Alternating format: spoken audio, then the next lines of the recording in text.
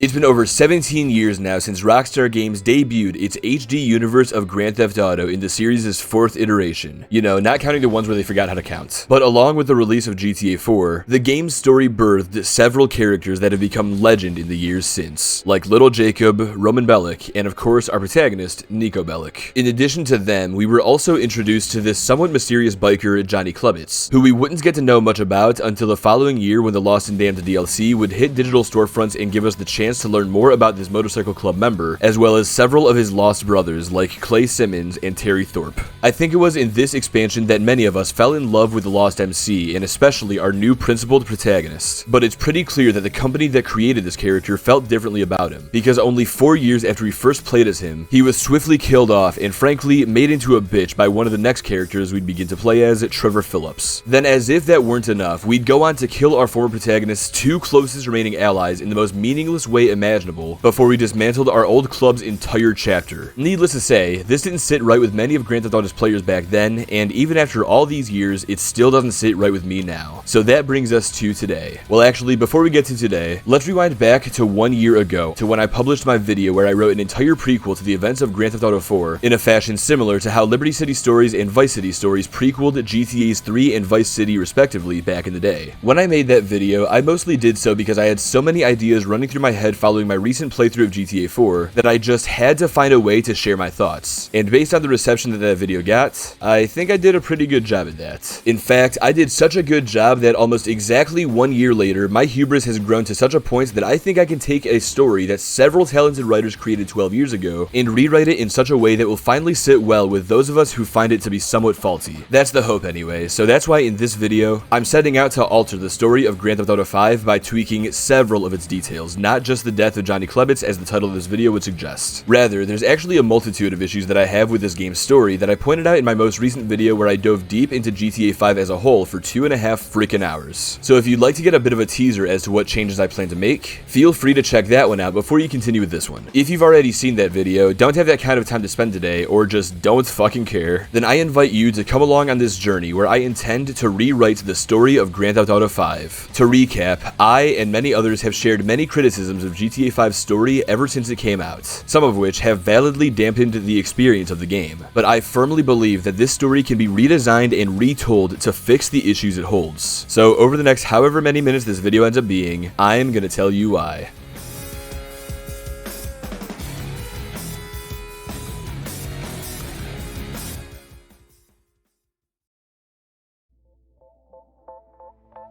In the original story of Grand Theft Auto 5, we open to a prologue in which Michael and Trevor take part in a routine bank heist that ends in the former's betrayal of his entire crew. Things don't exactly go to plan. The wrong guy gets killed and the other one gets away, but otherwise, the double cross is a success because everyone who could cause him problems believes Michael is dead. Fast forward 9 years and we soon realize that our hero has become a depressed dad who hates his family, and particularly is disappointed in the son he's raised. First and foremost, I think this is a great way to start this story, and my only note is no notes. So this start to Michael and Trevor's story will not be touched in my retelling. After the prologue, we're introduced to Franklin and Lamar, a couple of hoodlums who are putting to use the skills they've learned in the hood by repossessing cars in a profession slightly more legitimate than gangbanging. Slightly. Sometimes these jobs go off without a hitch, like in our first mission with the pair, but other times they have to put their lives on the line to repo the vehicle, the way they do in repossession. Again, I love these missions. The first one here gives us a good introduction to this odd couple and guides us through a quick tour of the town, and the second introduces us to a more grounded sense of combat than what we got in the prologue. Plus, it establishes the Vagos as an opposing gang with which we may have dealings in the future. There's nothing I'd change about these missions, so I'm not going to. Though what I will change is the start of our next mission, Chop. Alright, technically pulling favors is our next mission, but for my next change, we're gonna push this one back a little bit. You'll see why soon, but for now, let's move on to Chop. In the original version, the opening cutscene and its postlude into gameplay sees Lamar speak to Franklin about a gig he has to kidnap the Ballas OG D. But I think in my version, I'd prefer this mission to actually start with a fellow member of the families and a contact of Lamar's in GTA Online, Gerald, walking with our pal up to our house while the two finish discussing the lucrative prospect of such a kidnapping, thus showing us how Lamar got the idea in his head to begin with. As our protagonist approaches the two of them, he and Gerald exchange goodbyes, and our fat ass goes on to have that walk and talk around the block with Lamar and Chop, and again, the rest of this mission plays out as normal. It's around here in the original story that Michael makes his reintroduction by forcing Franklin to vandalize Simeon's totally legitimate business. But again, I'm making some changes. Don't worry, the mission mission complications will play out the same, but I want to push it back a bit to give Franklin some more time as our sole protagonist, as well as to build South Los Santos a bit more before we leave it. Right, so now that we've failed to kidnap Dee, we'll finally see Tanya across the street from Franklin's house, prompting us to pull that favor. Once this is done, enough time will have passed for Lamar to give us a call on his new phone, being sure to passive-aggressively remind Franklin about how he threw his phone out of the car, but nevertheless, he wants to tell us that Gerald has a business opportunity for our protagonist, as well as that Simeon needs to see both of us ASAP. I want to mention here that one cool feature I remember GTA 4 having is how the decisions you made could have slight impacts on your story, and while this wasn't fully fleshed out, I still thought it was a nice touch. One instance of this occurring was when you had the choice to either take Michelle on a date or save Roman from his loan sharks, and depending on which path you took, you'd get a slightly different dialogue when you got around to the mission you initially rejected. I'm gonna bring that feature back right here by offering a slight difference in these two missions depending on which one you choose first. Let's start with Gerald's mission. After we pull up to his apartment, we'll watch an amicable cutscene where our ally tells Franklin he needs us to go along with him to pick up some coke from a ball of lieutenants named Zane. Our protagonist is reluctant here since he and Lamar just had that skirmish with Dee, but having already been told the details of such a job by our dumbass friend, Gerald assures us that Dee doesn't know who is under the other mask, so we'll be safe. This'll just be a standard go here do that mission where we'll pick up the drugs and head back to Gerald's place. That is until Dee happens to be at the site of the deal and recognizes Franklin's voice, at which point he and Zane will send their boys to pursue us in a car chase. While we drive off, Gerald will pass us an Uzi with which we'll fend off our pursuers while he's busy testing the product. Essentially, this mission will serve as an introduction to drive-bys, as once we're clear of the ballas, we'll be free to return to Gerald's to finish the mission. Additionally, on the way to the drug deal, I think it'd be interesting to get a dialogue between these two characters where we explore a bit more of Gerald's past, in which he'll talk about a negative experience he's had with Stretch, and we'll also talk about our relationship with Lamar, and how while our protagonist wants to get out of the hood and make something of himself, Lamar seems content with gangbanging his whole life. Anyway, after we make it back to Gerald's, he'll either tell us that he's gonna sit on this coke for a while until he's found a buyer, or if we've completed Simeon's mission already, he'll tell us that he's got someone ready to buy these drugs off of him and that we should meet him at Lamar's house in a few hours to sell them. As for Simeon's mission, if we choose to start it after Gerald's, we'll find him and Lamar waiting for us outside of his office, and the cutscene will begin with him yelling at us for being late, to which Franklin will respond with an apology as he was caught up with something. Otherwise, if we start this one first, we'll approach Simeon outside of his office and start the cutscene with Lamar arriving just after us. Regardless, in this cutscene, Simeon expresses his dissatisfaction for how his pair of employees handled getting back the bike from that Vago and their inability to do so, with which Lamar agrees that they were unable to recover it thanks to the Employee of the Month's incompetence. Be that as it may, as much as Simeon wants to fire us over this, he gives our duo one last chance and assigns us with the task of repossessing a weenie Issy from some hipster up in Mirror Park. With that, we head up there while listening to a dialogue in which Franklin argues with Lamar for throwing him under the bus. Anyway, once we arrive, we sneak up to the property to take the car, but after Lamar can't help himself from loudly making fun of whoever's broke ass can't afford this toy car, the broke bitch himself comes outside to see these two black dudes hovering around his property, at which point he calls the police. This results in a chase that sees us speeding away from the cops through Vinewood and downtown while Lamar opens fire on them to the dismay of our protagonist. The cops shoot back at us in response, causing damage to the car, but we eventually lose them by driving through this opening in the wall of this elevated road, thus introducing us to stunt jumps. After we evade the police, Franklin yells at him for causing the car to get fucked up by shooting at the cops. Lamar suggests taking the thing to Howe at Los Santos Customs, but we wouldn't even be able to afford friend prices for something like this. Ultimately, we bring the car back to Simeon's and hope for the best. At first, our boss is pissed at us, but after Lamar reminds him that we at least got the car back this time, he decides not to fire us, but rather to take the cost of the vehicle's repairs out of our pay. Hey, at least we're still employed though. And now that Simeon's mission is over with, Gerald gives us a call saying that he's found a buyer and asks us to meet him at Lamar's, if we've already completed his prior mission, that is. After we meet up with Gerald, we take him and Lamar to the Lost MC's Los Santos chapter to give them the coke in exchange for some cash. The guy we initially deal with though doesn't have the cash on him, so we've got to wait for one of his brothers to roll up with it. And roll up he does, because the man in question is none other than Angus Martin from the Lost and Damned. He says something to us about how he prefers dealing with coke now after seeing what meth has done to some people that he once cared about, but he soon gives us the money and sends us on our way. As we head back home, Lamar mentions that he heard Stretch is getting out of prison soon, and while he's excited, Franklin and Gerald are less than pleased to hear this news. Once we get back to Lamar's place, Gerald pays us each a few $100 for helping him, at which Lamar expresses joy thinking of what he can buy with this kind of paper now that his wages at Simeon's are being garnished, while Franklin shows dissatisfaction in being paid so little after nearly being killed by the Ballas when he and Gerald acquired the drugs. Okay, now that we've established a bit more of Los Santos' gang scene than the original story had at this point, let's get back on track by bringing Michael into the fold. Cue complications, where Franklin tries to repo that SUV from Jimmy, only to be forced by Michael to crash the thing through Simeon's dealership. Just like in the original story, this is the last straw that gets Franklin and Lamar fired, and of course, Michael becomes playable after this point.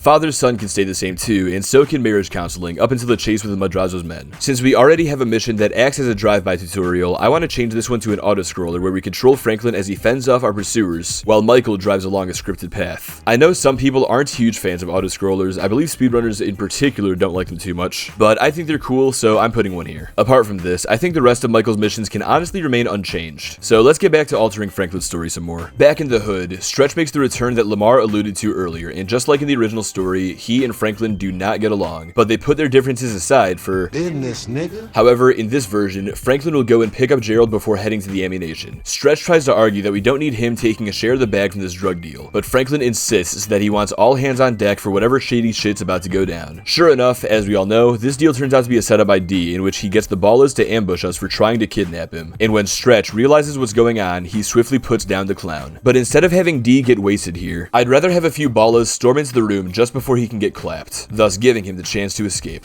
Our quartet then fight our way through the ambushing Ballas and arriving cops, just as our trio does in the original. And on the way back home, Stretch tells us that he's ready to throw us under the bus to restore peace with the Ballas since we're the ones who started shit with them to begin with. However, rather than declare their secession from CGF, Franklin tells him that the families he knows aren't going to be down with such an idea. Stretch tells us back that we don't know shit about the families, to which we respond that we know several members of the gang who are sick of the pyramid scheme bullshit that the OGs have been scamming them with, so he had better tread carefully before he tries to pull anything against Franklin and Lamar. With that, we drop everyone off and go our separate ways. Once Franklin's missions are wrapped, we'll go on to rob the jewel store in the same way that we do in the original story, since this job already does a great job at introducing us to the concept of heists, so I see no need to change it. Moving past this, it's about time to bring Trevor back into the fold in his first mission, Mr. Phillips. Now, as we all know, this is the mission where Trevor infamously kills not only Johnny from The Lost and Damned, but he goes on to eradicate our former protagonist's entire newly established chapter in Sandy Shores, including the leader's muscle, Clay and Terry. Right, so if you couldn't guess by the title of this video, that is not how it's gonna go down in my retelling here. In my version of this story, we can still start this mission off with a cutscene of Trevor fucking Ashley, but rather than be confronted by Johnny, he's instead intercepted by 3 random members of the Lost MC who were sent by Johnny. Trevor still ignores them in a similar manner, or at least he does until one of them runs up from behind and shoves him. At that, Trevor finally turns around to address the trio, and they try extorting him out of a few $1,000s each if he wants them to report back to Johnny that they didn't just find him fucking their president's girl. At first, Trevor appears to comply as he reaches down for his wallet, only to pull out a pistol instead and cap the guy in the head. He then quickly shoots one of the other 2 before aiming his gun at the last one, whom he merely threatens to kill if he doesn't take off right now. This last goon takes the chance he's been given to run to his bike and ride away, but not without yelling that the brothers will hear about this. Ron promptly asks Trevor why he let him leave, to which our protagonist responds by yelling at him and Wade to get in the truck so that we can follow the biker back to his hideout, ultimately leading us to Stab City. This part of the mission mostly remains the same, except when we get to the Lost's hideout, we get a cutscene where that biker we chased rides up to Clay and Terry to tell him what happened, prompting the 2 to ride off to find and inform Johnny. Then just after they leave, our protagonist rolls up and exits his truck, which puts the fear of God into that biker before we regain control of Trevor and decimate Stab City. Afterwards, we go on to find Ortega and deal with him in the same manner that we do in the original story. Usually, this would be the part where we run the mission Nervous Ron, but I'm gonna mix things up a bit and put Trevor Phillips Industries and Crystal Maze ahead of it so as to save our next interaction with the Lost MC for last. Additionally, while Trevor only attacks the O'Neill brothers in the original version because they got the deal with the Chinese instead of him, my version sees him targeting them for the sake of wiping out the competition in the same way that he did to the Aztecas and has tried to do to the Lost so far. But now that the bikers are the only opposing force remaining in Blaine County, it only makes sense that they be the ones who partner with the Chinese over us. So after we beat such information out of the Triad boss's son's translator and get him to tell us that the Lost are delivering a weapons shipment from Sandy Shores airfield while also threatening their lives if word of this assault gets back to Tao Cheng's father, we go ahead and call Ron to tell him to meet us at our trailer. When we get there, we find Ashley inside and discover that the whole place is trashed. She tells us that Johnny's been really angry with us since we launched that attack on Stab City, and that this act of vandalism was his warning to back the hell off. She pleads with Trevor to listen to him because she doesn't want to see Johnny get hurt. But after our protagonist discovers that his impotent rage action figure has been broken, the gloves come off, and he sets out to attack the Lost at the airfield the same way that he does in the original version. Then once we've delivered the Lost's weapons to the Chinese in the name of TPI, we embark on our journey to Los Santos. Well, not before we pay the Lost one more visit at Stab City, that is. When we arrive, rather than finding that a different Lost chapter has stopped by to pay their respects, we instead discover that Johnny is leading a rally in the center of the hideout to hype hype up his brothers to take revenge upon Trevor Phillips Industries. However, while he's delivering his speech, we are going around placing sticky bombs on various trailers and assassinating numerous bikers in a similar manner to how we do in the original version of the story. Then once it's all set, we detonate the bombs and drive off, presumably killing everyone on the premises before continuing our trip to Los Santos. This next portion of the story is pretty much going to play out the same way that it does in the original version. Trevor and Michael chase Laszlo out of fame or shame, Michael is introduced to Steve Haynes, we torture that brown guy we think is linked to terrorism, the whole shebang. Although one change I'll make is a complete rework of the mission Scouting the Port. As we all know, this mission infamously contains some of the most boring objectives in any Grand Theft Auto game, so why not just cut out all the uninteresting gameplay and replace it with something more fun? Of course, our new objectives should remain in line with gathering information on Merryweather's super weapon without raising alarm, but that doesn't mean we can't cause some quiet chaos while doing so. My version of this mission will still see Trevor going along with Floyd to investigate the port, but rather than tediously control a crane and monotonously drive whatever the fuck this thing is, we'll stealth around the place and silently eliminate anybody in the way, preferably by knocking them out, but possibly by killing them with the silenced weapon to the chagrin of Floyd. Then when it comes to acquiring that manifest to learn of that super weapon in the ocean, Trevor will have to use Floyd as a distraction while he eliminates the baited Merryweather guard to take his uniform, which will allow us to infiltrate the ship and steal the information that we need. Other than that, the rest of the Merryweather heist can remain the same, since I think both paths are already pretty fun, except for that part where we have to steal a submarine. Let's just shorten the distance we have to drive the thing in that mission, because this shit is just so goddamn boring to me. As for the other heist we perform around this time, Blitzplay, I again don't have too many issues with it, but one change I'd like to make to it is the addition of a couple of heist crew members. In the original story, this heist is simply performed by our trio of protagonists and nobody else. And considering how this is the only heist where the player doesn't get to make any decisions to alter it outside of cosmetics, it makes sense that we wouldn't have to hire any goons to help us out. But having just our trio run this feels a little bit boring in my opinion. That's why I'd like to add the requirement that Lamar and Chef be included here. I say Chef because this heist unlocks him as a crew member anyway, so why not have a more direct reason for him to become hireable by showing us how capable he is alongside Trevor in the field. As for Lamar, well, it just doesn't sit right with me how the original story makes him out to be so incompetent and dependent on Franklin until the finale. So I say we give him an opportunity to somewhat prove himself here by acting as his best friend's getaway driver. Besides that, I like how the rest of this heist plays out, and I think it does a good job at introducing us to Devin Weston, so I don't see a need to change anything else. Speaking of Lamar though, let's go ahead and alter his next mission, Hood Safari. I don't want to change too much about this one since the mission itself is pretty fun once we enter our shootout against the Ballas, and the sequence in which we escape from the cops on jet skis is pretty unique. So the main thing I want to change is its introductory cutscene that sees Franklin be scolded by his aunt and Lamar over him trying to get out of the hood, until Trevor shows up to give Aunt Denise $7. You want to be a greedy fucking cow? Huh? Now, as funny as this cutscene is, I do want to change it by getting rid of Lamar and instead including Stretch. My version of this cutscene will start out the same as the original, with Denise threatening to call the cops on us for disloyalty and all that. But instead of having Lamar come out of the house when Franklin talks back at her, Stretch will instead approach us from behind to talk shit about how we haven't been paying our dues and have been hanging out with old men instead of the homies. It's while he and Denise are putting us down that Trevor enters the picture and dismisses our aunt from the scene by telling her to get something nice, not to be confused with something expensive. Stretch will then ask if this is one of the rich white dudes that we've been getting paid to suck off, to which Trevor responds by asking if he thinks he'd be better suited for that job, and even offers to put his skills to the test because he's such a nice guy. Stretch gets pissed at such a question and aggressively shoves him, at which point Franklin has to get between the two of them before the physicality escalates. We then tell the OG to get the hell out of here, some advice that he'll gladly follow after he tells us to meet with Lamar to take care of some business on Grove Street. He then calls Trevor a cracker-ass bitch and tells him that he'd better be gone before he comes back with his boys. Then once Stretch leaves, Trevor asks what's going down on Grove Street, but Franklin doesn't know either, so he's gonna go talk to Lamar to find out. In the meantime, Trevor heads over to the Grove while we drive to Gerald's to find our two homies finishing a walk with Chop. When we arrive, Lamar tells us that Stretch has loaded him up with some cash to buy some coke, which both our protagonist and Gerald find to be pretty sketchy. In spite of Lamar's assurances that this is legit, Gerald suggests that we bring along some backup in case the deal goes south. So when we retake control of Franklin, we'll be prompted by the game that we've been given a new ability. From this moment on, Franklin can now recruit members of the families to fight alongside him, just like how CJ could in San Andreas. So after we recruit a pair of gangsters, we take them and Lamar to Grove Street, where we meet with Trevor to do the deal. The rest of the mission will play out regularly from here, and whether our couple of homies survive or not is unimportant. But by reintroducing this game mechanic that was left behind in the 3D universe, I think we've just made GTA 5 a significantly better game as a side effect of improving its story. Of course, I do recognize that a change like this would ultimately come down to Rockstar actually wanting to reintroduce this feature, since they could have just let you do it in the existing version of the game if they really felt like it. And I don't think that many of us would have batted an eye if there wasn't enough of a lore reason to include such a feature, but I think by altering the story the way that I have so far, it just makes too much sense to revive gang recruitment. So why not include it in my little fantasy here? Switching gears now, one other mission I want to alter is, did somebody say yoga? And I think my reasons are pretty freaking obvious. Right, so who the fuck actually likes this minigame first off? And second, we're scrapping it. Maybe it can still exist in some capacity outside of this mission so the two of you yoga enjoyers watching this thing can rest easy, but as far as this mission is concerned, we are getting rid of it. So if that's the case, then how do we get to the conflict in which Amanda leaves Michael? Well, here's my solution. The mission starts off as normal with the husband and wife bickering until Fabian arrives. But rather than have him invite Michael to do yoga with them, Amanda gets a phone call from Tracy where our daughter tells her that some asshole just stole her car. Our wife tells us the situation and says that Tracy is stranded in South LS, prompting Michael to spring into action and go find her, which leaves Amanda and Fabian to do their yoga. When we arrive in the hood, we find Tracy being harassed by a couple of ballas and we come to her rescue. Then just as we're about to take off with her, we happen to see her car being driven down the road, starting a high-speed chase through the hood where we ultimately kill the guy to Tracy's dismay as she liked him. At which point, our protagonist pieces together that she was trying to fuck a gangbanger, which is why her car got stolen to begin with. After we recover her car, Michael yells at his daughter and tells her that he's this close to disowning her, to which she retorts that she's gonna leave forever after they get home. Then once we arrive at the house, Michael goes into the backyard to tell Amanda what happened with Tracy and try to downplay her outbursts, only to find our wife in a questionable position with Fabian, resulting in our crash out that prompts Amanda to leave us. And of course, this is followed by Michael's attempt at some father-son bonding that ends with us being drugged by Jimmy. When we get back home, we then find that note Amanda left behind informing us that the family is left, citing Tracy's testimony along with the other reasons that she originally included, thus giving each member of the family a reason to leave us. With Michael remaining as the last DeSanta in the house, let's speed through a few missions I wouldn't personally change. Since I don't have any issue with how Devin Weston's missions are handled, I say we leave them alone. I also particularly like the way that Devin starts planting seeds of doubt within Franklin during these missions to set up for our finale much later on. So yeah, no need to mess with these. Then regarding the mission where Michael meets Solomon and has to get the talents back to set, well, I've always felt that the part where we kick Rocco Pelosi's ass was kind of weird, since hand-to-hand combats really hasn't been a thing since we beat Franklin's custody out of Simeon back at the start of the story. So rather than fight him, I say we just outright kill him. Now I get that the reason why we don't actually kill him at first is probably because of his status in the Mafia or some shit. Or more realistically, because Rockstar needed him to be killed later on instead. But honestly, I don't give a shit. We're ending him now because I want to make good on the fear of killing a made man that Gay Tony had back in GTA 4. And what better way to set up such a scenario than by having someone who has no idea of such implications be the one to put him down. We'll continue that minor subplot later on, but first, it's time to get exiled. Cue Caida Libre, except my version of this mission is gonna start a bit differently. Rather than have us play as Michael as he drives up to the van with a sniper rifle, we'll start this mission as Trevor, who gets a phone call from an unknown number. When he answers, we hear the voice of Johnny Klebitz, who our protagonist is surprised to know is still alive. He tells us that he got burned pretty badly in the explosion at Stab City and that most of his brothers weren't as lucky as him. And when our protagonist gives him an unsympathetic response, he tells us that some of our friends weren't so lucky either. Trevor confusedly asks him to elaborate, prompting Johnny to joke that the burns he suffered aren't anything like the burns those hillbillies in our apartments must have felt. Finally, we piece it together and Trevor threatens that if what Johnny's implying is true, then there'll be hell to pay. With that, Trevor radios Michael that he has to quickly drive back to Floyd's apartment, only to discover that the place is torched. While a fire truck sprays the building, Trevor sees a couple of unattended gurneys, each with a blanket covering a corpse. Slowly, our protagonist peels back one of the blankets to reveal Floyd's charred remains, and then he unveils Wade from the other one. Now, I explained in my recent video where I covered GTA 5 in damn near its entirety that in spite of the way that Trevor treats his lackeys during the story, he truly does care for them, especially Wade, so for him to see a person that he loved be killed so brutally, it breaks him, and now, the only thing on Trevor's mind is revenge. However, we still have a Mexican cartel boss to appease, so after being reminded by Michael that they need to do this job right now, Trevor sets aside his anger and gets ready to chase the plane, prompting a character switch that puts us back on track. The only remaining difference regards the ending cutscene, which will now be a bit more serious, seeing as how fragile Trevor's mental state would be at this point. So rather than become a little angry with Martin Madrazo, you can assume that he started out his meeting with him already pretty damn angry. So upon realizing that he wouldn't be paid for his services, it's much more reasonable to expect that he'd become violent enough to rip Martin's ear off and kidnap his wife. The next arc of the story is pretty much going to remain the same as far as Michael and Trevor are concerned, albeit minus a mission or two. Yes, as much as I hate to take away anything from the original version of the story, my version has already seen the complete extermination of the O'Neill brothers. So sadly, I'm gonna have to cut the mission Predator out of here. You could argue that I could just use the Lost or some other gang to be the group that our protagonists hunt down in the woods instead. Or you could say I could just let a few O'Neills survive until now just like they did in the original story. But the reason reason why they were even being chased into the wilderness to begin with is because Franklin discovered them searching for Trevor around Floyd's apartment. However, when you consider what I had happen to the apartment instead, yeah, it gets pretty difficult to include this mission in any manner. So in the interest of ensuring this story still makes sense, just consider it scrapped. Then of course, we'll be scrapping Hang 10 for the most part as well, since Trevor already can't really use the apartment anymore, but we can still include the part of this mission where he takes over the strip club. As for the other missions that take place during our exile, I like the over-the-top bank heist where we fight the military. I find our fight at Humane Labs to be pretty fun too, and I really don't have any issue with the missions that straight up rip off San Andreas either, so these can all stay how they are. But since I had to remove a mission or two during this arc, I do have a few that I'd like to add in the interest of advancing Franklin's story some more. First off, after being set up by Stretch back on Grove Street, our protagonist goes with Lamar and Gerald to the set meeting at the community center. It's here that we confront the OG over the drug deal that went wrong, and when he tries to call us bustas for botching it, Gerald begins to bring up several issues that we and many other members of the gang have had with CGF and its OGs. Issues that most of the meeting's attendees have been facing. But before Stretch can respond to the criticism, the Ballas roll up with a drive-by, killing a few of our homies while the rest of us take cover, except for Stretch, who runs off. This leads us into a short shootout where we have to stand our ground against the attacking gang while defending our wounded. Then once we fended off the Ballas, Franklin and Gerald will take a couple of our hurt homies and drive them to the hospital while we talk about how fishy it felt that the Ballas, who have only been beefing with our protagonist and his friends rather than the families as a whole, would know that we were attending this meeting and would then attack our entire set. We suspect that Stretch must have had some hand in this. So after we drop Gerald off with our wounded, he tells us that he's gonna keep an eye on the OG. I know I said a minute ago that I had a few missions I was gonna add here, but that was a half lie, because we're gonna have to push pause on Franklin's story at this point to buy a little bit of time before his next new mission. So let's go back to our original story real quick. It's around now that we should begin planning the Union Depository heist, and while I'm fine with keeping our scouting mission exactly the same, the next mission I want to alter is Bury the Hatchet. Don't worry, I'm not going to do anything that rewrites Trevor's uncovery of the truth. Rather, this part where the Triads interrupt his Mexican standoff with Michael, we're going to swap out the Chinese with the Lost MC. Let's backtrack a little bit. Remember a while ago when Trevor discovered Wade and Floyd's dead bodies? Well, as our hero went on to chase down the plane, the Lost followed him from the burning apartment to him recovering the evidence out of the downed bird, then to Martin Madrazo's home, on to him regrouping with Michael, and finally back to his trailer in Sandy Shores where they spied on the place and waited for the word from Johnny to take action. But since Trevor wouldn't stay still, what with his attacks on Merriweather and his robbery of the bank in Paleto Bay, the presidents remained hesitant to give the order to attack. However, in that time, Michael became a person of interest for them due to his living with Trevor in the desert. So after our protagonists came back to Los Santos, the Lost started keeping tabs on him as well. Finally, as Michael drove to the airport to fly up to North Yankton, the Lost followed him there, much like how the Triads originally did, except rather than board his flight, they instead contacted a sister chapter near Ludendorff to request their assistance. And so, when Michael and Trevor hold each other at gunpoint, the Lost MC break up their proceedings, which gives their main target the chance to escape.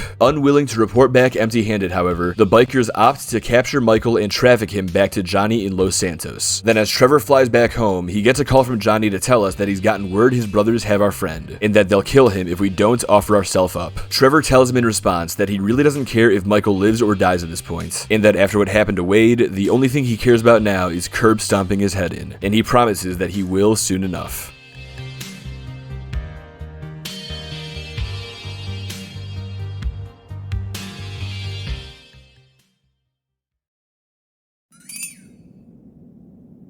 Right, now that we're about halfway through the story, I just want to take a minute to thank this video's sponsor, Doug the Dog 6. Yep, this video is sponsored by me, myself, and I. Me, the guy who wrote this script, myself, the guy reading this script to you right now, and I, the guy editing this whole thing for your viewing pleasure. Nobody else. Be it due to the small size of my channel, or maybe because I fucking hate GTA 3, I don't have any Raid Shadow Legends or World of Warships reaching out, telling me to tell you to use code DougTheDog6 at checkout for 15% off in exchange for some cash. Now that wouldn't exactly be an issue for me, but unfortunately, I'm a modern American man and I have bills to pay. Currently, I work a job with decent enough pay to keep money in my pocket and help me invest in my channel. And while the ad revenue I've received so far hasn't been bad, it's sure as hell nowhere near enough to live off of, and I want to make sure that I can live off this one day, so I can provide all of you with entertainment and do so at a faster rate, and not as a hobby either, but as a career. Let me give it to you straight and then we'll get back to the video. If I ever get some sort of sponsor, I'm most likely going to take it, unless doing so is actually unethical, because again, I want to be able to entertain entertain all of you for a living. And don't worry, if that day ever comes, I'll be sure to put some kind of timer on screen whenever I run their ad. You know, as long as I'm contractually allowed to and whatnot. But unfortunately, that day hasn't come yet, and it probably won't for a long time still. That's why I'm here right now, asking if any of you would like to become my sponsor. If you don't want to, don't feel like it, simply can't, or whatever, it's no worry. I'm not going to be offended that you won't pay money for something everybody else is getting for free. But on the other hand, if you would like to support me at all financially, I have a join button underneath this video that will open up two options. One for 99 cents, since that's the lowest I can possibly make it for anyone who just wants to give something, and another for $4.99 for anyone willing to give a bit more. I don't plan on adding any more tiers beyond that, since I don't want to be supported by one person, I want to be supported by all of you. And for a little added incentive, if any of you do choose to support me in this way, you'll receive a shout out at the end of my videos. I want to make it clear to you, I genuinely feel terrible asking for something like this because I do not want you guys to feel like I'm trying to exploit you or take advantage of you or anything of the sort. That's why I haven't asked you guys for this in a long time. It's just that the reality I face requires that I start making money faster, or else I may not be able to do this forever. So if you really do enjoy my videos, then please just consider becoming a channel member. Anyway, if you actually listened to me here and didn't just skip ahead, I appreciate that alone. But I'm not going to hold you guys up any further. Let's get back to the video.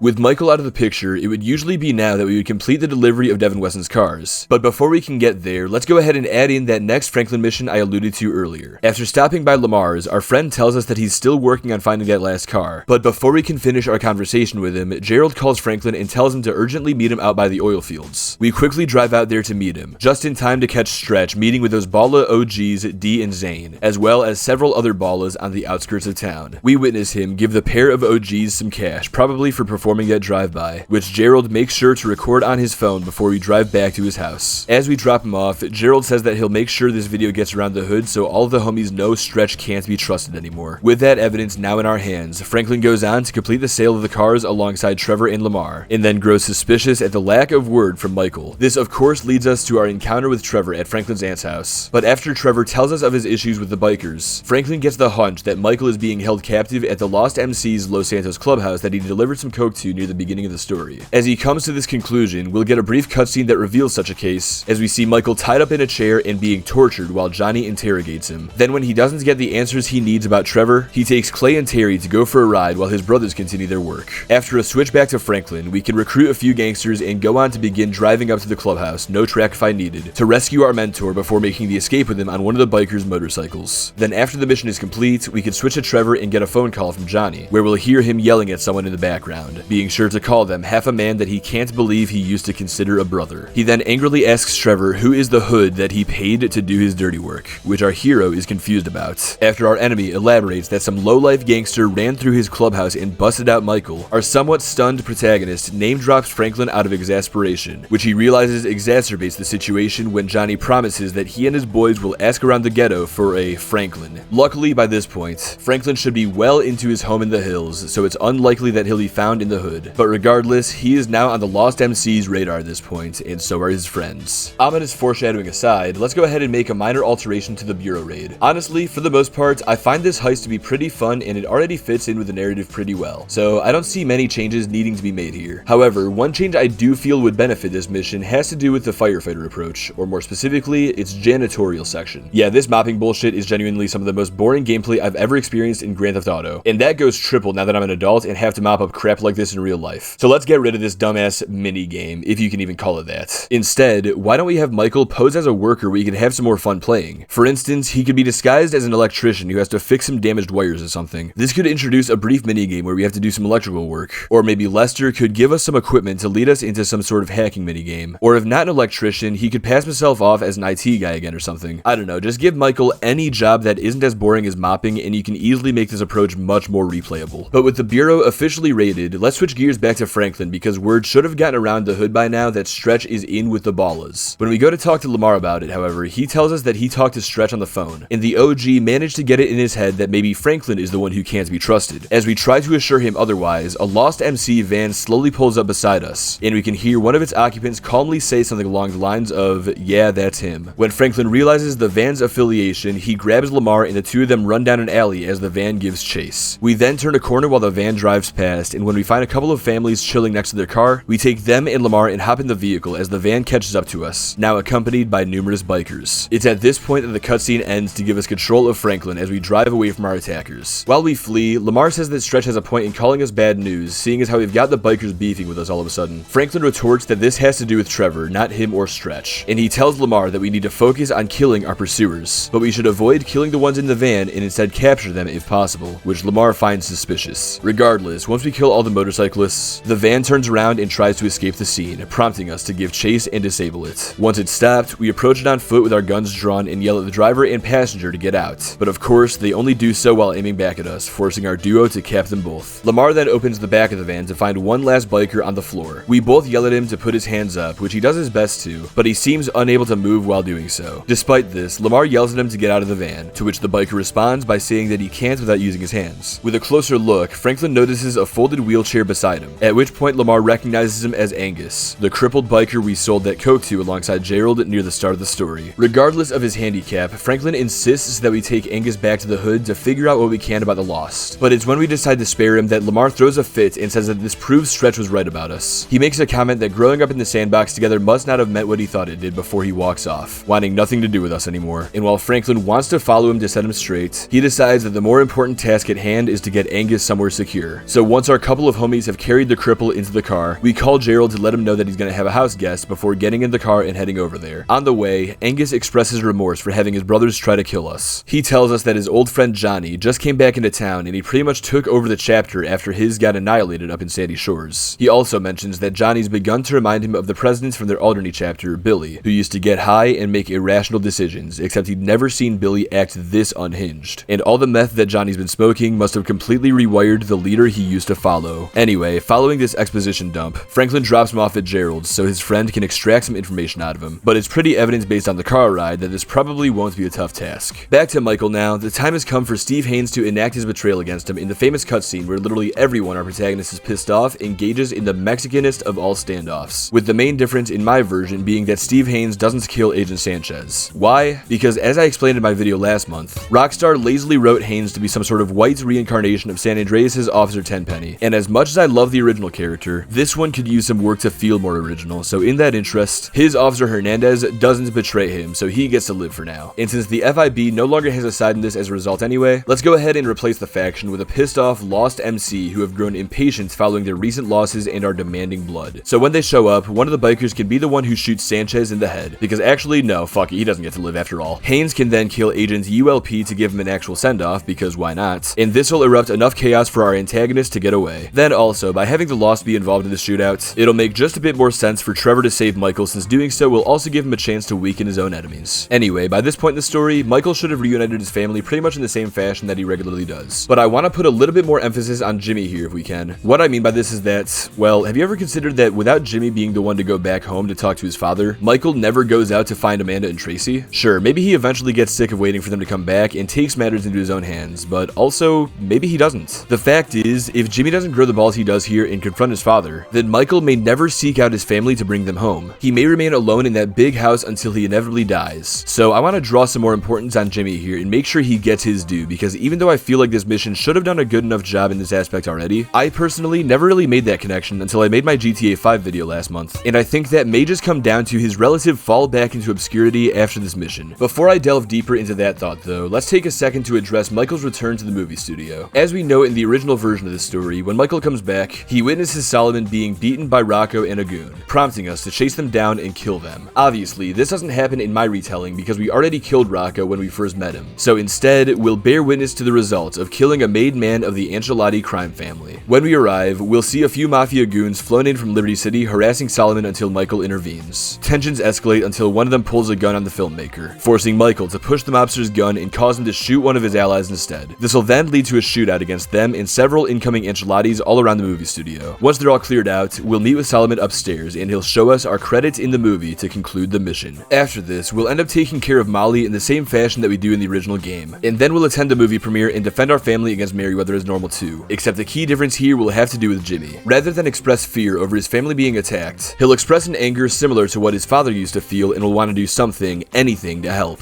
which Michael will talk him out of, insisting that his safety is more important than suddenly growing some balls. The rest of this mission's gameplay will remain undisclosed unchanged, but when we enter the cutscene where Michael gets dropped by the last mercenary, we'll see a bullet pass through the attacker's skull as he falls to the ground, and then the camera will cut to Jimmy, holding a smoking pistol in both hands while he starts to shake uncontrollably. As Michael gets up, he's shocked to see that his son just saved his life the way that he did, but he quickly pulls himself together and puts his family in Tracy's room while he figures out what to do next. Then when we cut to the next scene at the pier where Michael informs Lester of the situation, rather than tell him that the family has moved back out, he says that while he insisted for such, Amanda told him that she wants to stay at his side through this, and Jimmy said that he's ready to defend the castle if any more of those assholes show up. So against his own preferences, Michael has allowed them to stay at his house. If you're wondering why I want to make this change, it's because I take a bit of issue with the family leaving for a while, then coming back just to abruptly leave again until they can return at the end of the game. Snip, snap, snip, snap. I don't like it, so I'm simplifying it. The family is back, and they're staying back. Returning to Franklin now, as the rags to riches gangbanger is relaxing in his house in the hills, he gets a knock at the door. No, not from Tanisha, because fuck that hoe, but from Gerald, who tells us that Lamar has been set up by Stretch and is being held by the Ballas up by Paleto Bay. Not only that, but according to Angus, the lost MC made contact with the Ballas when they were searching for us in the hood, and it's likely that the bikers are up there too. Franklin tells him back that the last time that he saw Lamar, our friend became convinced that we were the ones who were stabbing him in the back, not Stretch. So we're not surprised that his stupidity bit him in the ass on this one. Nevertheless, Gerald says that he's got a couple of families waiting outside and asks if we're down to go save Lamar's dumb ass one last time. Somewhat reluctantly, Franklin agrees to help, and the two regroup with our homies outside before hopping in our car to make the trek up to Paleto. On the way, Franklin calls up Trevor and Michael to tell them the situation and ask for their help, which they agree to give in spite of their current feelings about each other. After this phone call, we initiate a character switch to Trevor, who calls Chef and Ron to say that he needs all hands on deck for something, so he's coming to collect them. When we pick them up, we tell them that we're helping a couple of friends that he made in Los Santos, but that they also need to keep an eye on the other old friend that he now considers a Judas and warns them to keep their guard up around him. Lastly, it's pretty likely that we're gonna run into the guy who killed our close friend that we brought with us to LS, so if anyone has a shot on him, they need to take it. Once Trevor's crew has been briefed, we'll switch to Michael, who's halfway up the Great Ocean Highway by the time he hears some rustling coming from the back seat. When he threateningly asks who's there, Jimmy sheepishly emerges from underneath a blanket, similar to how Michael hid under that blanket when Franklin repossessed his car back near the start of the game. We ask him what he thinks he's doing here, to which Jimmy responds saying that he overheard our conversation on the phone and he wanted to help, so when Michael was busy grabbing what he needed for the battle, Jimmy snuck into the back of the car. Now too far to turn around, Michael decides to keep driving up the coast, but he tells his son that when they arrive, he needs to stay in the car and keep the doors locked. End of discussion. Finally, we'll switch back to Franklin, who is the first protagonist to arrive on the site, so he pulls out a pair of binoculars and observes the scene. As he scopes the place, he sees it's littered with the Ballas and the lost MC, and he finds Lamar being dragged by Dee and Zane while Stretch punches him in the back of the head and Johnny burns him with a cigarette, causing him to emit a loud yell that we can hear from here. Eventually, the couple of Ballas carry Lamar up to an area where a couple of bikers are stationed. Once their captive is secure with them, Johnny says goodbye to his brothers and rides off, while Stretch and Dee leave Zane with the bikers and take off. After the three of them have left, Trevor and his crew pull up and we tell him what we just saw, which irritates our other protagonist as he would have loved to have taken care of Johnny here and now. But after he takes the binoculars, he identifies those couple of bikers as Clay and Terry, and he says that he'll settle for putting them in the ground for now. Shortly afterwards, Michael walks up to join the group, prompting Franklin to ask where his car is, to which he responds by saying it's a long story. We then inform him of the current situation, and after some bickering with Trevor, he decides to station himself up in the trees where he can get a good vantage point for sniping. Trevor and Franklin then take their respective crews to their respective positions before initiating the battle. The first part of this fight can remain the same, albeit with the additional reinforcements at our side, which on that note, can you just imagine Trevor driving that bulldozer while being flanked by Chef and Ron? Isn't that just fucking awesome? We'll see our first major change when Michael yells out that our opposition have found him on the hill and are closing in on him. But when Franklin and Trevor tell him that they're 2 pins down to help, his grim reality begins to set in as he starts to get overwhelmed. That is until we get a brief cutscene where Jimmy speeds the car past Michael to run over a few of his attackers. We then have to kill the remaining Ballas and bikers around us so that Jimmy can safely get out of the car, at which point Michael yells at him for not staying behind, but he shrugs us off before running down the hill to join the rest of our squad on the front lines, very much to his father's chagrin. Knowing there's nothing he can do to stop him at this point, Michael relents and focuses on watching over his son with his sniper rifle. Franklin and Trevor are confused when they see Jimmy, of all people, roll up onto the battlefield with them, but with no time to question it, they keep pushing forward towards Lamar. And as they're about to reach him, Terry runs off to another area of the sawmill, drawing Trevor and his boys away from Lamar. In the meantime, Franklin and Gerald reach their friend who's being held hostage by a random Balla. As we're about to kill him, Gerald suddenly gets shot in the stomach by Zane, who emerges from a corner before tackling us to the ground. Franklin yells at Michael to take the shot, but they're out of his line of sight. With no one around to save him, it looks like this will be the end for Franklin, until Jimmy blasts one bullet through Zane's skull and then one through the Balla holding Lamar back to back. When Franklin looks up, he can't believe his own eyes as he sees Jimmy run up to him and help him up. We then grab Gerald and carry him over to Lamar. Once our friend is free, Franklin tells him to help Gerald back to the car while we and Jimmy cover them. Back on the other side of the sawmill, meanwhile, Trevor and his boys catch up to Terry and corner him, only for Clay to appear behind us and take a couple of shots at the back of Ron's knees, causing him to collapse. While the two bikers now hold us at gunpoint, Trevor yells at Chef to grab Ron and get out of here. This is between him and them. Then, when we re-enter gameplay, Trevor's rage mode is immediately activated, and as we absorb every bullet Clay and Terry fire into both of our sides, we'll be free to kill the couple of bikers however we see fit. With all relevant enemies taken care of, Trevor will cover Chef as he carries Ron, while Franklin and Jimmy continue covering Lamar while he carries Gerald, with everything being overseen by Michael. Then once all of the remaining Ballas and Lost have been dealt with, Trevor takes Chef and Ron back to Sandy Shores to take care of the wounded man as Michael heads back down to Los Santos with Jimmy. Franklin and Lamar, meanwhile, drop Gerald off at the hospital in Paleto Bay, and then we drive Lamar back to his house, and on the way, we make sure he knows who the traitor is now, because his lack of trust in us may have just gotten Gerald killed, and it would have gotten us killed if Michael's son didn't happen to be there. Then of course, after their dialogue, we'll be intercepted by Steve and Davey, who will give us the order to take out Trevor. Now then, with Lamar safe and sound back in Los Santos, and with every other loose end tied for now, it's time to move on to the Union Depository, and you know what? I don't really have anything to change about it. The Loud approach is already pretty much a perfect ultimate heist to end this aspect of the game, and while I do have my issues with its quieter counterparts, primarily being how easy and actionless it is, I can't deny that you get what you signed up for if you pick this approach, so why should I change it? I do wish that it at least ended on a more positive note like the Loud approach does, so I guess that's one thing that I'd change, but other than that, I have no major issues with the big score. Okay, the big one was surprisingly quick and easy to talk about, so now, let's take like an hour to alter this story's entire finale. First and foremost, we're not going to be talking about endings A or B here, since 1, I don't really care for them too much, and 2, no one even considers them canon anyway, so while they can still exist as options to choose from in my version of the story, I'm not going to waste either of our time talking about them. Anyway, before we get to Franklin, Trevor will get a phone call from Johnny, who we'd expect to be full of rage by this point. On the contrary, he instead speaks with a calmed anger as he asks if what happened to Clay and Terry was our doing. We tell him that of course it was, and we make sure to console the president by telling him that he'll be reunited with them soon. In response, without any sarcasm, Johnny says to us that he will see to it that we lose this game, and he threatens that everyone and everything we care about are about to burn down hotter than the couple of meth heads he killed in our apartment. Once that call is taken care of, Franklin will get a knock at the door from Devin fucking Weston, and he'll give us the infamous option to either kill Trevor, kill Michael, or risk everything to save everybody. Obviously, we're going with ending C, which leads us to Lester, who gives us the plan of locking down the foundry. Except in my version, Franklin will tell him that in addition to Steve Haynes and Devin Weston wanting our protagonists dead, he's also had to deal with this gangster Stretch and the Lost MC. So while Lester leaks the location of the gold to Noose and Merriweather like usual, he also sends word to the Ballas that Franklin will be at the foundry, but he struggles to find a way to lure the Lost. We suggest telling them that Trevor will be there, but considering the heavy losses that they've been facing, he says that it's unlikely that they'll show up just to kill him. Regardless, the plan is more or less set, so Franklin goes on to call Gerald and ask if he's ready for war, only to be turned down since our wounded friend is still up in Paleto Bay recovering. But he suggests that Lamar should be down to fight, and he tells us that he's been at his place keeping an eye on that crippled biker for him. With that knowledge, Franklin figures out how he can draw out the Lost, by using Angus as bait. Quickly, we call Lester to give him the idea, which he believes will work, so he says he'll send them a ransom note to lure them in. We then pick up Lamar and Angus, as well as a few families if we wish, and head out to the foundry. When we arrive, we find Jimmy and Chef outside. They tell us that Michael and Trevor are waiting inside, so as we leave Lamar and our homies with these two, we take Angus with us to go meet our fellow protagonists, who are holding each other at gunpoint. It's when Trevor sees us wheeling that biker around that he points his gun at him instead and asks what the hell a member of the Lost MC is doing here already. Franklin assures him that this guy is our leverage, and considering how cooperative he's been, we don't expect him to pull any funny business. Angus then assures Trevor that he means no harm, and that after seeing what that meth head he used to call his friend Johnny has done to his chapter, he wants to help bring him down to avenge the brothers he's already lost. Reluctantly, Trevor sets his grudge with the bikers aside to allow Angus to stay here, and when he sees that Michael has still had his gun on him this whole time, he turns his gun back towards him. It's at this point that Franklin yells at everybody to get on the same page, or else Michael's son is gonna die, Trevor's friend is gonna die, Lamar is gonna die, and all of us are gonna die. With the stakes now visibly clear for these two, they put their guns down and follow Franklin's directions on where to place themselves. The huge shootout proceeds and pretty much plays out like normal, except with the addition of Ballas and Lost MC forces. It's about a minute into gameplay though when the Lost do arrive on the scene, which makes sense since they were the last recipients of Lester's messages. And around the time of their arrival, we get a cutscene in which Angus slowly rolls up to Michael and then stabs him in the leg before wrestling with him for his gun. Trevor sees this unfold from the other side of the room, and as we re-enter gameplay, we switch to Trevor to take the shot shot at Angus, putting a bullet right through the side of his head to save Michael's life. It's around now that the boys outside start to get a bit overwhelmed, so Franklin goes out there to help them against the Ballas. Soon, Michael announces that Trevor is down, so as he rushes to come to his aid, Chef runs inside as well to join them in fending off both Noose and the Lost. Then suddenly, Jimmy yells on our comms that he's been hit, prompting Michael to run out to the other side of the building to cover his son against Merryweather, whom Jimmy attempted to flank. Finally, once all of our attackers have been wiped out, our protagonists meet up and call Lester to compile their kill list. Then after we've acquired the locations of Steve Haynes, Stretch, and Devin Weston, we all drive off to eliminate them, and Lester lets us know that once he has the location of Johnny Klebitz, he'll pass it along to us, and this is the end of part 1 of this mission. Yep, that's right, I'm breaking the finale up into parts. From here on, each protagonist will have a single mission available on the map, and when you enter its marker, you'll initiate the individual part of the finale where you eliminate that antagonist. For Trevor, his mission will start at Sandy Shores Airfield where Chef is waiting for him in the TPI helicopter. After we hop in, we'll fly the thing out to Noose's headquarters, which we'll rappel into while Chef takes the stick. Once we're in there, Trevor will fight his way through numerous Noose forces until he finds and kills Steve Haynes before extracting. As for Michael, since Jimmy is wounded, he leaves him back at the house while he rolls up on Devin Weston's stilt house. In a mission that plays out pretty much the same as Trevor's kidnapping of the billionaire in the original version, Michael will shoot his way through various Merryweather guards until we reach Devin. As he cowers away from us and pleads for mercy, offering us anything we want in exchange for leaving him alone, we throw him to the ground and drag him over to the pool where we hold his head under the water until he drowns. Then, for good measure, we take his body and dump him over the railing, letting his corpse tumble down the hill. When it comes to Franklin, it'll be up to him to deal with Stretch, but we'll still have Lamar and a few homies by our side. We roll up on him while he's hanging out with some ballas out on Grove Street, and as we step out of our car to confront them, they immediately recognize us and open fire, forcing our group to hide behind our car and come up with a new plan while Stretch retreats. Once we're ready, we'll start killing the attacking ballas in a mission that plays out in an opposite manner to Hood Safari. Since we're not fighting our way out of Grove Street this time, we're fighting our way in. As we continue dropping these bustas, their numbers start becoming noticeably thinner, which gives us the chance to advance into the center of the cul-de-sac. Now that we're deep into the enemy's territory, we get a brief cutscene where Stretch and D run out of the latter's house, and as our antagonist yells at him to take us out, he hops in his car and drives off. This gives us a set amount of time to kill D so that we can give chase to Stretch before we lose him. But once D is dead, Lamar tells us to go finish off Stretch while he and our homies hold down Grove Street. This will lead us into a chase where we follow Stretch around the hood and then into the LS River where we ultimately corner him at its end. He tries to get out of his car and pull a gun on us, but Franklin remains one step ahead of him as we shoot him in the arm, causing him to drop his gun in the water. With no way out in sight, Stretch elects to talk some shit at us in his last moments on Earth, calling us a sellout mark who never learned respect. Once we have enough of him, we put a bullet through his eyes and let his corpse fall into the water, and then watch it drift off into the Pacific Ocean. After Stretch is dead, we'll get a call from Lamar, saying that he and our homies have taken over Grove Street, and from now on, it's a territory of the families. Impressed by his work, Franklin compliments his friend and tells him that we just ended Stretch, and since he's dead, CGF is gonna need an official leader, and we recommend that Lamar take up that mantle. He asks why we don't want it, to which Franklin says that we've got too much going on outside of the hood that we wouldn't be fit to lead the gang, but we assure our friend that we'll always have the families in our hearts. Lamar accepts this answer and asks if this whole thing is over yet so that we can go celebrate. Of course, we still have Johnny left to take care of, so Franklin tells him that we'll need to be ready to move once we have his location. That makes for a pretty convenient segue actually, because now that Haynes, Weston, and Stretch are all out of the picture, the time has come for Lester to contact all of us and tell us where our final antagonist is located. Once we've tracked him down to a Ballas-operated coke lockup, all three of our protagonists, along with Chef and Lamar, arrive to see several dead Ballas on the premises, along with numerous Lost MC motorcycles and vans. As we approach the building, a bullet passes through Chef's forehead, killing him instantly while the rest of our group takes cover. It takes Trevor a second to process the death of his friend, but once he does, he stands up and goes on a violent rampage through the factory, absorbing every bullet that hits him while killing anyone in his way. Before Michael, Franklin, and Lamar can catch up with him, the three of us get cut off by a few bikers Trevor didn't kill, isolating him from the group. While he presumably continues forward, Lamar and our other two protagonists slowly progress through the lockup until we find Johnny standing over a barely conscious Trevor with a sawn-off shotgun pointed at his face. In a last evil villain monologue, Johnny exposits that Trevor took everything from him. We destroyed his home, we exterminated his chapter, we killed his closest friends Clay and Terry, and we kidnapped the only person he had left, Angus. Upon hearing that last one, Lamar loudly asks Franklin if that was the cripple we killed, which not only alerts Johnny that the rest of us are here, but it also informs him of Angus's fate, which provokes a psychotic breakdown from the president. Johnny realizes that he is completely alone now, and so he lets out a vicious yell and gets that same look in his eye that Trevor does when he enters his rage mode. He then aims his shotgun at our group and fires out of both barrels, forcing the three to find cover. While he tries to reload, reload, Trevor wakes up and hits the gun out of his hand, giving himself time to get to cover as well. This leaves all 4 members of our group hiding on different sides of Johnny while he stands in the center of us all. Regardless of the odds, he picks his shotgun back up and yells at us to bring it on. This initiates one final boss battle against the Lost President, where he not only absorbs our damage like a bullet sponge, but he also seems to inflict more damage with his shotgun than usual. To put things in a different perspective, he basically has the same superpower as Trevor here. The way this fight will work is Johnny will continually approach one of our heroes while blasting at them with his shotgun, and whenever he gets close, you'll need to switch to another protagonist and open fire on him to draw him towards that character instead. And what'll be really special about this battle is that even Lamar will be playable at this point. This fight will continue until Johnny gets to low health, at which point he'll hone in on Lamar and cause him to retreat as he gives chase through the factory. As our 3 protagonists follow behind, Johnny will shoot at some metal structure to knock it over just as Franklin gets past it, but before Michael and Trevor can, which cuts them off and forces them to find another way around. Then as Franklin continues forward, we see Johnny corner Lamar and hold him at gunpoint with his finger on the trigger, but just before he pulls it, he sees Franklin sprinting at him, so he turns the shotgun towards us and blasts us in the chest, just in time for Michael and Trevor to catch up. In shock, Lamar calls out Frank. Distraught, Michael yells out Kid, and enraged, Trevor runs at Johnny before he can reload, tackles him to the ground, and begins to strangle him. Still full of rage himself, Johnny starts punching upwards at Trevor to eventually free himself, and as he reaches for his shotgun, Michael puts a shot through his eye to kill him, and then walks up to put a few more bullets into him until his mag is empty. Once Johnny is finished, the camera pans over to show Franklin barely breathing and bleeding out. Lamar kneels beside him, not knowing what to do. Meanwhile, Michael looks down at his protege with tears in his eyes before crouching down next to him. With blood pouring from his mouth, Franklin thanks his mentor for taking him under his wing, and he tells Lamar to look after Chop. Trevor watches this whole scene unfold from beside Johnny's corpse, and when the life fades from Franklin's eyes, he takes his anger out on the fallen president by stomping his head in like he promised he would. Michael then pulls him away from the body as the screen fades to black, and then it fades back in to show a funeral. There's several familiar faces in attendance. Trevor, Michael, and Lamar, of course, as well as a patched up Jimmy, Gerald, and Ron, plus Lester, Amanda, Tracy, Franklin's Aunt Denise, and numerous members of the families. Denise makes a rude remark that she knew this would happen one day, and Michael morbidly wonders to himself if Franklin learned how to fake his death from him. Lamar delivers a speech where he talks about how much Franklin looked after him throughout their lives and thanks him for doing so, and he states that he'll be living for him from now on. After that, we watch the casket lower into the grave while those in attendance grieve. In the aftermath of the funeral, Lamar watches the sun set from a bench before Lester rolls up, and he tells him that since Franklin didn't have anyone to pass his assets along to, besides his aunt of course, but Lester imagines Franklin wouldn't want to reward her for his death. He talked to Michael and Trevor, and they all agreed that if anyone should have them, it should probably be his best friend. At first, Lamar is reluctant to say yes to such a thing, but when Michael and Trevor walk over to assure him that Franklin would have wanted it this way, he accepts their offer. Then after a brief dialogue about continuing life as friends and getting old, the 4 go their separate ways while the camera pans to show the sunset as the credits roll. But hold on now, we're still not done yet. After the credits end, the screen fades from black into gameplay to reveal us playing as Lamar inside of Franklin's house, officially turning him into a playable character if the finale didn't do that already. Now we can engage in a few post-story phone calls, like one with Gerald who acknowledges us as the new leader of CGF, and he tells us that if we need any help running the gang or just want to hang out sometime, we know where to find him. Then if we switch to Trevor, we'll also get a phone call from Ron who tells us that since all of our competition in Sandy Shores has disappeared, the Chinese want to partner with us. Trevor tells him that TPI is now demanding a better rate than what they offered the Lost for any weapons or drugs sold to them, and if they aren't willing to negotiate, then he has no problem making their business disappear as well. Additionally, Trevor gets a phone call from Ashley who says that she hasn't heard from Johnny in a while. She asks if we know anything about his whereabouts, at which point Trevor confirms his death to her by saying that we damned him to hell, and we threaten to reunite her with him if she tries to contact us again. Lastly, when we switch to Michael, we'll have a phone call with Jimmy where we yell at our son for putting himself in danger the way that he did, but we make sure he knows we're proud of him nonetheless. And just to build his confidence up a little bit more, we tell him that he took that bullet like a man back at the foundry. And with these phone calls wrapped up, this officially concludes my retelling of the story of Grand Theft Auto 5.